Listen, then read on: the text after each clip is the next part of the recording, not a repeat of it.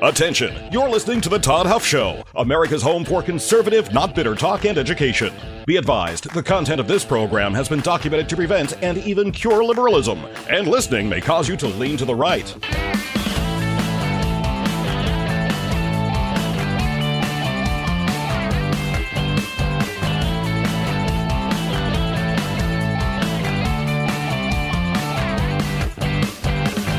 And now, coming to you from the Full Suite Wealth Studios, here's your conservative but not bitter host, Todd Huff. Well, that is right, my friends. Conservative, not bitter indeed. It's my pleasure to be with you here today. Got some things I want to talk with you about that's out there happening in the news. Bill Maher. Listen, there's a lot of things about Bill Maher that, of course, I don't agree with politically. But I think the guy is more honest than most of these folks on the left. And by the way, he's just a liberal, not an unhinged, insane leftist. I actually welcome the return to the days when we only had liberals to concern ourselves with and not unhinged, godless leftists who want to redefine morality, right and wrong, truth, and gender and all that sort of stuff. But he's out there shocked. I mean, he's shocked, which is shocking to me. Shocking to me how you can, after witnessing what we have witnessed with Trump in the past 10 years, right? The campaign, how many times the guy has been counted out, how many odds and obstacles have, how many obstacles that have been placed in front of him and how poorly the odds were at times. Trump, against him, Trump seems to overcome those odds, and Trump seems to make right choice after right choice when it comes to things like the economy, his campaign. But for people to be amazed is amazing to me. When we had a 4-year intermission, so to speak, a break from sanity as we devolved into absolute lunacy with the Biden administration, I don't understand how anyone at this point, how intentional do you have to be to look at the world in such a way that the Biden years seemed better to you or more attractive to you than what we had in the 4 years before Biden with Trump and what we should expect in the 4 years after Biden with Trump's second term. I want to talk about that a little bit today. I got to get the bleep button out because I'm going to play a clip from Bill Maher, and every time I do that, I got to get the old bleep button ready. So that's where we are headed today, my friends. I want to remind you, in the meantime, that a large retailer just canceled an order, a big order with MyPillow. This has happened before with MyPillow. And when it does happen, they pass those savings on to you, and that's what's happening here. They're offering their classic pillow, their classic collection for wholesale prices. That includes the standard MyPillow for $19.98. That includes the queen-size MyPillow for $24.98, king-size for $29.98. There's a body pillow for $39.98. Folks, I use this pillow. I love this pillow. I've told you two main reasons. Number one, I've got a big head and broad shoulders, and I sleep on my side. That means that is a recipe for your neck to not be in alignment, and you wake up in the morning. I've had this. You've probably had this too. Probably don't have the big head and the broad shoulders like I do, but you've had this. Well, MyPillow's technology, I guess, the way that it's made, it adjusts to fit and hold into any shape that's me sleeping on my side creates, or any shape you create as well to hold your neck in alignment. That's a good thing. The other thing is it has, the one that I have has the cooling technology. Listen, I can be hot all parts of the day, but when it is time for me to lie down and go to sleep, I can't do it. I can't do it if it's hot. And that cooling technology is a good thing as well. So to get these special prices, to check out their other products, to get discounts on just about everything, use promo code Todd. So MyPillow.com, promo code Todd. That's how you get the offer. MyPillow.com, promo code Todd. All right, I told you here off the top that I want to talk with you about just this lack of understanding, this shock and surprise that people on the left have. And I don't mean this as an insult. I do not. Listen, I am just like anyone else in this audience. I don't have it all together. I have things that I don't fully understand. I would understand if you tuned in here. Oz tells me this every day. You know what, Todd? I can see why your listeners think you have all the answers. Oz didn't even get a rise out of her on that. She's never once said that to me. But I can understand why you would think that. You know, we got it all together over here. But listen, I don't know everything. But I do know some things, not because I've necessarily figured them out, maybe some of them, but there are things that are true and there are things that are good, and there are things that are just the way that they are. And I think conservatism recognizes those things. They recognize history, they recognize human nature. That's a huge part of this equation. Human nature, my friends, when you have a grasp of human nature, and dare I say this, the risk of upsetting people in the audience who don't want to hear this part. If you want to understand human nature, read the Bible. Read the Bible. That human nature is not good. There are things that are, how do I say this the right way theologically? We're made in the image of God, so we have things that make humanity have the capacity for good, but we've chosen to oftentimes to embrace things that are not good, downright evil and despicable. And left unchecked, that leads us to where the radical left is today. The radical left is in the gutter of society. The radical left is down there with the filth and the lies, the deception, and they are just hanging out around the drain. It is disgusting. It is just an awful place to exist. But that is where they spend their time. That is what they have been drawn to. And dare I say this, the reason that they're drawn there is because they want, I fully believe this, by the way, they desire ultimately to rewrite the moral code, to be the boss, to be the god of their own lives, their own universe. And so they reject everything that is good that comes from the Creator, and they try to remake it in whatever they want to make it.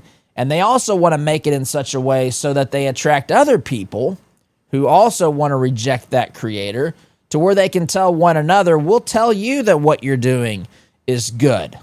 We'll approve of it. We'll approve of it. This is why there's a hodgepodge of people on the radical left who oftentimes are not even the things that they are engaged in, the things that are important to them, oftentimes are not even remotely connected, but they're able to pull one another together into this group because ultimately what they're trying to do is to excuse the behavior and normalize the behavior, the belief that each other has, because they, I believe, feel the conviction so strongly internally that what they're doing is wrong, that they can't bear to hear that coming from an outside source. That's why they tell people like me to shut up. I don't know what it's like to be this, that, or the other, because they don't want to hear truth. They fully have rejected truth. Now, that's the radical left. They shouldn't be in charge of anything. They shouldn't be in charge, literally, of anything. If you have one of these people in your schools, do not let them run the PTO. Don't let them close to your kid. If they're in the sports league, don't let them be president. Your league's gonna be a total disaster. Just don't do it. If they run for town council, oppose them with everything you've got. If they run for school board, do the same thing. These people should not be in charge of anything. The only reason that they even should be in control of their own lives is because we're individuals created with freedom. But the adults in the room realize that people with that sort of decision-making capacity, that sort of embrace and justification of things that are downright evil, have no business making any decisions whatsoever that affect the rest of us. If they want to drive their lives headfirst just straight into the ground, and I suppose they've got the right to do that. Just clear everybody else out of the way as they crash this thing headfirst into the ground. But don't take the rest of us with you. That's the radical left. Now, Bill Maher's not in that group. Bill Maher has enough sense. Bill Maher's a smart guy. He's a smart guy. But still, there's something lacking here. And I can't always quite put my finger on it. I can't quite put my finger on exactly what it is that Bill Maher is lacking here, but he's lacking. Maybe it's just wisdom. It's the ability. Knowledge and wisdom are not the same thing, right? In fact, every day when I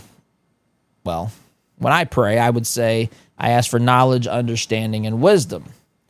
So knowledge is the information, right? To know the facts, to have the information. Understanding is to be able to make sense of it, right? To be able to say, this is what this means. You begin to put a little bit more depth to the knowledge and the information that you have.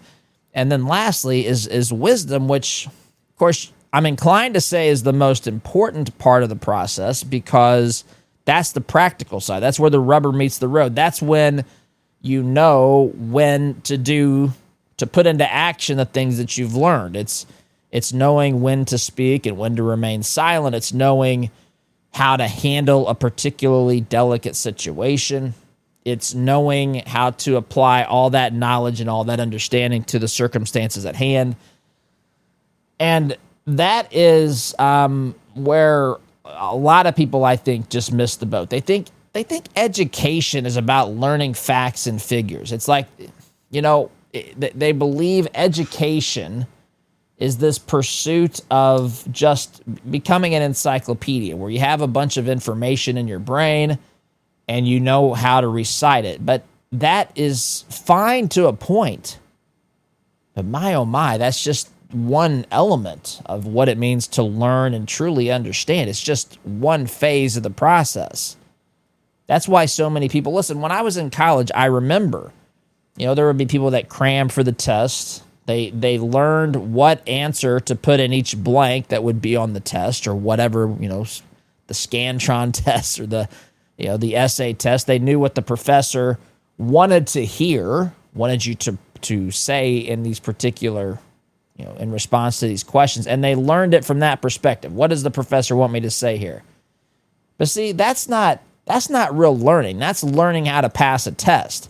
But you don't retain that. You don't use that in the rest of your life because you didn't have the other parts of education, the other parts of gaining knowledge, understanding, and wisdom. And it's lacking out there today. It's absolutely lacking in our society today. And so there's confusion. And for people who expected Biden to come in, I remember talking about this in 2020. People expected Biden to come riding in on his white horse and save America, to save America from Trump. This was just this made-up, concocted story. And the reality is everything that he touched, everything in this country got demonstrably worse, significantly worse when Biden was president. It's undeniable. We were coming through COVID during Trump's last year in office, in his first term. And things were bad then, but there was a reason that the things were bad. Things were bad because of COVID and because of our reaction as a government, as a society to COVID. Some of it was just because of COVID. I'm not saying that everything was the government's fault, but the government certainly made things significantly worse in the COVID debacle. So we have this situation where we were coming into 2020. Biden was elected president, was sworn in January 6th. All this stuff was happening, and everything got worse. It was a disastrous presidency. In fact, you could recognize this at the time, but the more that we live in the Trump years, and I don't mean that Trump is a savior, I mean that Trump's ideas and the way that he handles problems are significantly, demonstrably, obviously better, much superior than the way that Biden handled anything, the way that any liberal handles anything. Trump's ideas, Trump's solutions are 100-fold, maybe more than that, just multiple times better than anything we were told, anything we were, led to do as a nation under the previous administration with Joseph Robinette bribery. And this is as obvious to me as the noonday sun. We have different ideas and approaches to governing and legislating in this country. You have one ideology that thinks that it needs to manage and control everything. You've got one ideology who claims that it can make sure that every single interaction, financial interaction, employment relationship in this country, they can make by force of law everything to be perfectly fair and exactly as it should be. If you just give them more power, more control, more tax dollars, just let them take over. You sit down, shut up, and let them handle the problem. That's candidly how they want to operate. You got the other side who says we need government out of these situations. Maybe not completely. I'm not saying the government doesn't have a interest anywhere, a legitimate interest anywhere. But by and large, you got another side that says get the government out of it as much as humanly possible, as much as justifiable, and allow the government, to allow people to manage and navigate their own lives. After all, we are created by our Creator with certain unalienable rights, and among those are life, liberty, the pursuit of happiness, and the government gets in the way of those things. The government rarely makes anything better. It seems as though the government makes everything that it touches much worse, significantly worse. And so this is the situation and the reality that we have. Obviously, the more money you take out of the private the private market, if you will, the market itself, and put into the government, that takes away money for the private sector to operate and to function and to profit and to flourish and for wages to increase. The left wants to sit back and say, we demand that the wages be arbitrarily raised. By the way, did you see California's $20 an hour minimum wage has been a disaster? It's cost tons of jobs. That's just the way that it works. You can wish and want all you want, but you can't make something different just because you want it to be different. The best way to get there is to let people solve their own problems, come up with their own solutions. That is significantly better, but it has an allure to people. It sounds as though it's right. It makes me feel like I can be safe and someone's going to take care of me and they're going to provide for me. And it just sounds all good until you realize what has to happen in order for those things even to be pursued. And they will never be achieved. It's just not the way that things work this side of heaven. So Bill Maher is just a liberal. He's not a radical leftist, but he believes government should do a little bit more, maybe a lot more than the rest of us. The government can be the great equalizer.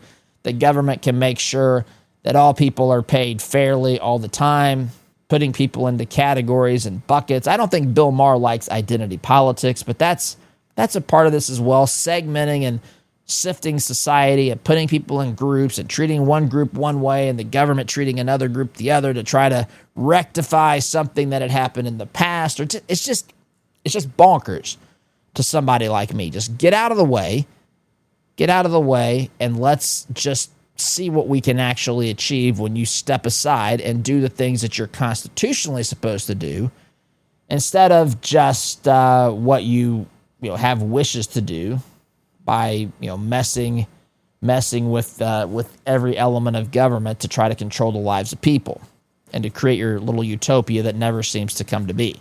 So I want to play this soundbite here in just a moment. But friends, let me say this to you really quickly. Let me remind you that, listen, I selfishly want you in the fight here for the conservative movement. This is something that's never going to be going away. This battle, this political battle that we're facing in this country, this is going to never go away. For the rest of our lives, we have a responsibility to engage in this fight and ensure that we pass liberty on to the next generation. And in order to do that, we've got to be at our best. We got to be making sure that we're strong and productive as long as possible. And one of the ways you can do that is simply take care of your health, right? Your diet and exercise, but also consider taking Solti. Solti has been proven by science to lower cholesterol naturally. It is all natural, and it has been proven to help folks lower their cholesterol. It may help you lower yours as well. All you have to do is go to Solti.com, SOLTEA. It's not expensive to begin with, but if you use promo code Todd, you're going to save 50% on the first order, and you're going to get free shipping to boot. So, Solti.com, SOLTEA. I take the product, by the way. Solti.com, promo code Todd. All right, let's play this. This soundbite. Bill Maher is on with Brian Tyler Cohen, talking on his podcast just how he's shocked that President Trump has been successful, which is mind-boggling to me. But I do want you to listen to this. It's about a minute here. I'm going to squeeze this in before the first time out. Here's Bill Maher talking with Brian Tyler Cohen on his podcast. Remember, I, along with probably most people, were saying at the beginning, not me. Oh, by the 4th of July, somebody had to think how the the economy was going to be tanked by then. And I was kind of like, well, that seems right to me. Why? But that didn't happen. It didn't. Now, it could happen tomorrow. I'm just saying that's reality. So let's work first from the reality of that, not from I just hate Donald Trump. Because that's boring and doesn't get us anywhere and leads you to dishonesty. Because the truth is, I don't know what his strategy is. But look, the stock market is at record highs. I know not everybody lives by the stock market, but I also drive around. I don't see a country in a depression at all. I see people out there just living their lives. And I would have thought, and I got to own it, that these tariffs were going to sink this economy by this time, and they didn't. So, how do we deal with that fact? Because that's the fact. That is the fact. That is the fact. And I appreciate him acknowledging this because he does do this. Most of the folks on the left don't do this. Again, he's not a radical leftist, but left of center. They don't take responsibility here, but he has. He's acknowledged that what he's been saying has not been what's happened. I've got to take a time out there, my friends. Sit tight. You're listening here to Conservative Not Bitter Talk. I'm your host, Todd Huff. Back in just a minute.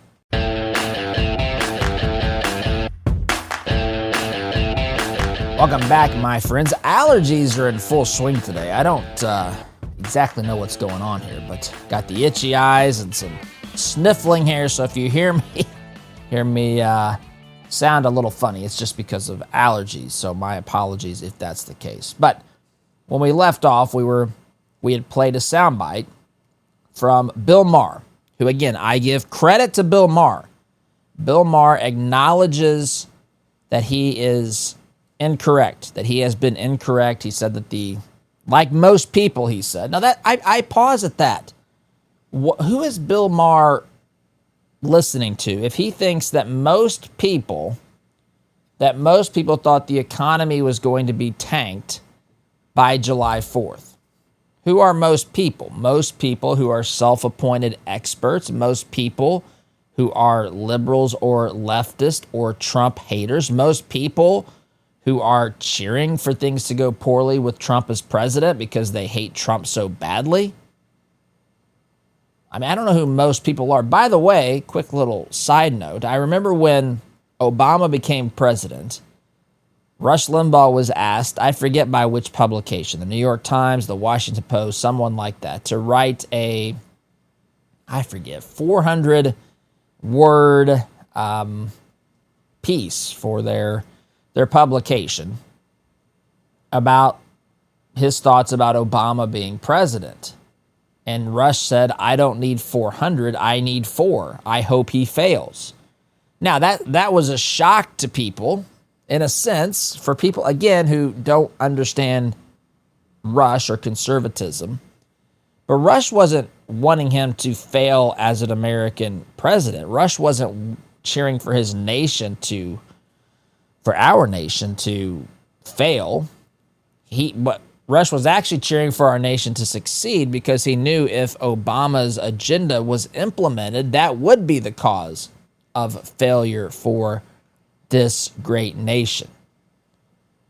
And so by saying, I hope Obama fails, what Rush was really saying was, I hope America succeeds and that these anti-American, anti-constitutional ideas that he's been talking about on the campaign trail are not implemented successfully.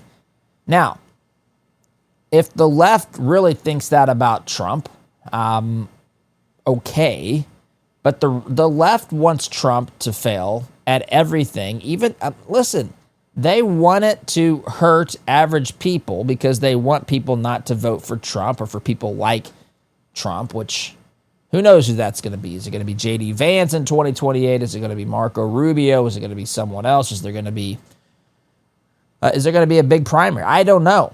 I don't know what that's going to look like, but the left hates Trump. The left hates those who view government as something that should be very limited, very specific, not controlling our lives, not mandating everything and forcing people to accept the leftist worldview and ideology. They don't like people like me talking about that because that is what it is. That's what they want. And so there's a difference between saying that you hope that the president's agenda fails because it's not good for America versus saying you want the president himself to fail, for the country to fail. And I think there's a lot of people on the left who are cheering for Trump to fail, even if it hurts other people. And that's really, to me, reprehensible. And that wasn't what Rush was. Rush was saying what's going to hurt people is if Obama succeeds. What's going to hurt liberty, the cause, the great American experiment to suffer is if Obama's agenda succeeds. That's why Rush wanted Obama to fail. These folks on the left just want Trump to fail because they hate Trump with an absolute passion. I mean, it is remarkable to me how deep this hatred runs. They act like this is a guy who abandoned them. He was a father that abandoned them at birth, and they just have all this hatred and just the lack of forgiveness for the guy. This guy's been the president of the United States. This guy's done good things. He has done good things. Securing the border, my goodness, I just saw that in the 28 days of July ending yesterday, there have been a grand total, this is in the stack of stuff, of 4,000 encounters or maybe arrests along the southern border. 4,000. It's an all-time, I mean, it's a low. In fact, one of the days this month, I forget which day it was, July something, there were 88 people arrested, something like that. Just remarkable, the number of people, like illegal immigration, when I say it's virtually stopped, I mean, it is now just a dripping faucet instead of, a fire hose that's been turned to full blast. That's what it was under Biden. You have people now that are actually leaving the country who are here illegally. There's net negative. It's a negative illegal immigration rate, which is a good thing.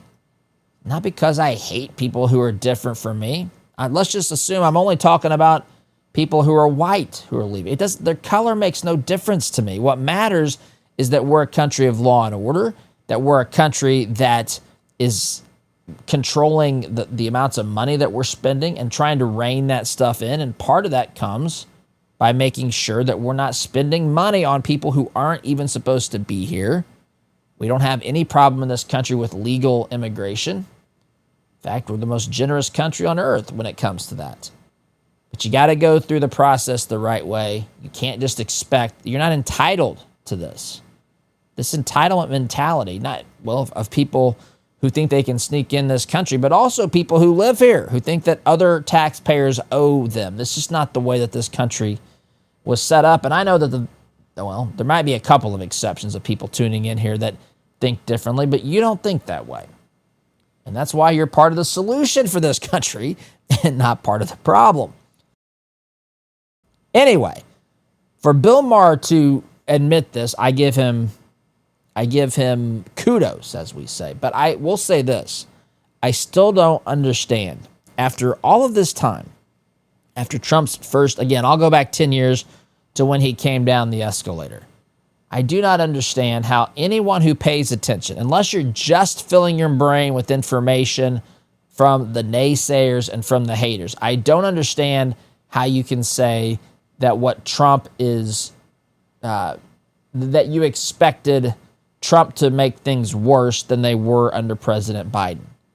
Because to me, it shows an absolute, and listen, if you've tuned in here and you've been someone who voted for Biden, I don't mean this as a personal insult. I'm not trying to be insulting, but it literally defies logic and sense to me. I don't understand. The only thing I can understand is that there's so much hatred for Trump that people didn't want him in office because they personally just didn't like him. I'm not saying I agree with it, but that's the only thing that makes sense to me. And it's why they've stirred up so much hatred for him, because they know that that's their best weapon against him, is to get people to personally dislike the guy.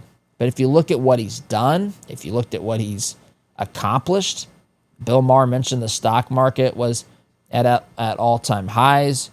We've got, of course, spending that's becoming, it's not perfect yet, and I know the one big beautiful bill has caused some folks to still be upset, which I understand, but we're heading in the right direction with that. We are heading in a direction where countries around the world, when it comes to trade agreements, we've got this trade agreement that's been negotiated between the United States and the European Union. I mean, Trump is wielding power in a wise way to try to help ultimately the American taxpayer, the American worker, and it's a good thing. In fact, Bill Maher, if I would have backed up his statements another 2 or 3 seconds, which I probably should have, but when he was responding to Brian Tyler Cohen there in this podcast, he actually mentioned the tariffs specifically. He was talking about the tariffs. He thought the tariffs were going to destroy our economy by July 4th. But they didn't.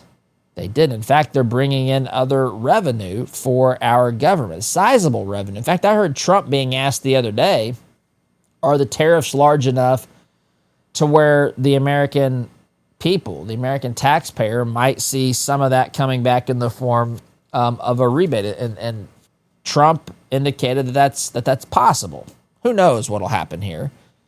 But we're looking at, significant monies now, hundreds of billions of dollars coming in the form of tariffs.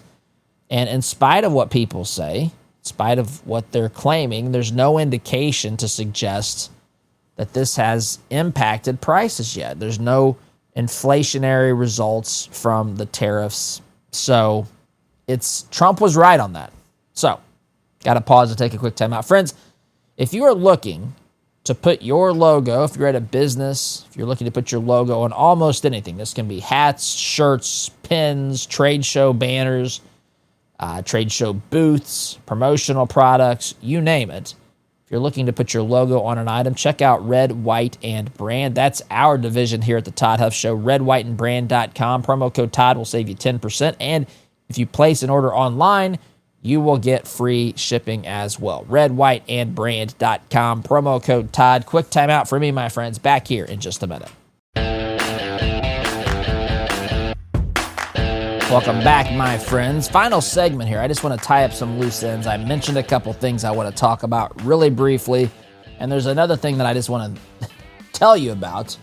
It might be the subject of an upcoming Todd Talk, but we'll get to that here in just a moment, my friends. Maybe you've reached the stage where you're managing your money, but it feels more like juggling than just numbers. There's tax planning, there's estate work, there's investment choices, a whole lot more. That's when family office services can really make a difference. Full Suite Wealth brings all of those pieces together into one cohesive strategy. Their family office services gives you access to a coordinated team of individuals with advanced options strategies, with private equity, with private credit, and legal expertise, all under one roof. It's about simplifying your financial life, planning for the future, and making sure your legacy stays strong for generations to come.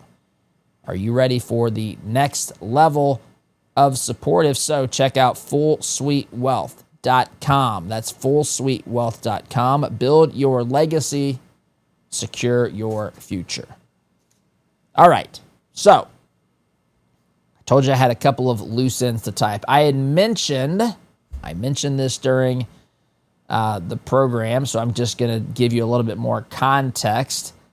I mentioned that the $20 minimum wage has hurt the economy in California. This is at thedailyeconomy.org. This is on our website in the stack of stuff if you want to see it there directly. Headline, new study, California's $20 minimum wage killed 18,000 restaurant jobs. Now, I know California is a big state, but it killed 18,000 jobs. Now, you can read this article. I just referenced it to give you the source, I guess, for this. None of this is surprising, and maybe Bill Maher would be surprised about this.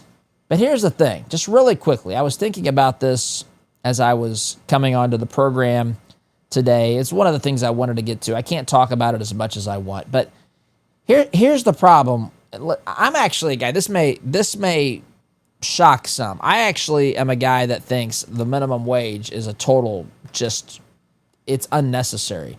I think it's 91% of hourly workers make more than the minimum wage.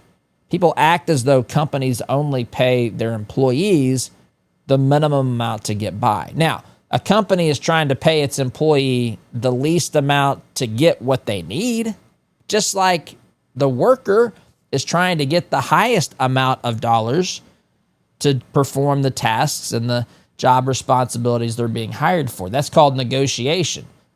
But no one's just paying the bare minimum. The minimum is what another company is paying. You're competing against them. You're not competing against the minimum wage. And when you set a number arbitrarily, and most of you get this, the vast majority of you do, but some don't. And I learned this stuff by listening to the late, great Rush Limbaugh. So that's why I explain this stuff. And also to help you maybe explain it to somebody else. Maybe you don't need me, but I find that hard to believe. I'm kidding. But so this is, anytime you arbitrarily set a number for, say, minimum wage, you create an imbalance, because what happens is somebody along the way, there's three parties in this particular scenario. There's the owner of the company who needs to make a profit. There's the customer who wants to make a purchase based upon whether or not they think it's worth the money. And you've got the worker who's trying to get as much money for performing the work to, get those things done for the client, the customer, as possible. And customers are only going to pay a certain amount. You can't go out there. Government tries to do this. They try to fix prices and stuff around the world throughout history, but it doesn't work. Customers are going to pay what they think it's worth in their minds. And an investor, an owner, is he or she is not going to take a risk to start a new company or to take on this new business venture if there's not the possibility for an adequate payoff. If he or she can put their money somewhere else and get an equal or similar return on their investment without all this other work and all this other risk, then they're not going to do it. And so those things have to balance out. And when you come in and set a number at $20 an hour or whatever it is, as Rush used to say, well, if $20 an hour is necessary, why don't we make it $50? Why not $100? Well, that's just ridiculous. Okay, why? Why is it ridiculous? Oh, well, because at some point people realize that you just can't make up numbers. And my point is, if you make up any number, you've made up a number, whatever it is. So that's out there. The other thing I want to mention just briefly and I was talking about this with Oz prior to the show. Have you seen the hubbub that's come from this American Eagle, I think, jeans ad that has Sydney Sweeney in it? Sydney Sweeney, some actress. She's been selected to be in this jeans ad, and it's upset people on the left because at the end of the ad it says Sydney Sweeney has great genes, I think is what it says, Jeans.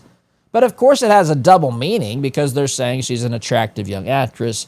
She has great genes. That's good marketing, right? But they say, the left is out there saying, you can look into this, I'm just out of time, that the reason they're saying she has good genes is because, of course, she's white. These people are just too much for me. Can't they not just get the point, move on, and not have it ruin their day? I gotta go, friends. SDG.